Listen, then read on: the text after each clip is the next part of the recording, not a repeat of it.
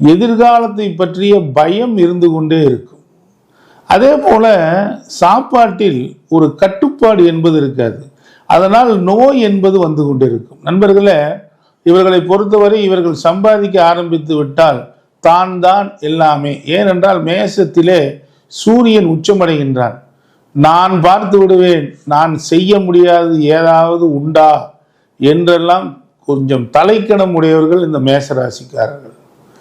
ஏன் இப்படி தலைக்கணம் இருக்குதுன்னு நான் சொல்றேன்னா, இந்த மேசராசியில் பிறந்தவர் தான் துரியோதனன். நீங்கள் துரியோதனை நினைத்து பாருங்கள். அங்கே என்ன இருந்தது? அவர்கள் தாய் சொல்கிறார், எப்பா நீ இவ்வளவு தோல்வி சந்திக்கிற, நீ முழுக்க வித்தவுட்டா வாப்பா, நான் உன்னை பார்த்தா உன்னுடைய உடம்பு அப்படியே பலமாக மாறிடும், உன்னை யாரும் கொல்ல முடியாதுங்கிற ஒரு அற்புதமான வரத்தை தாய் தர நினைக்கிறார். அப்போ கூட துரியோதனை வர்ற வழியில் கிருஷ்ணரோட பேச்சை கேட்டு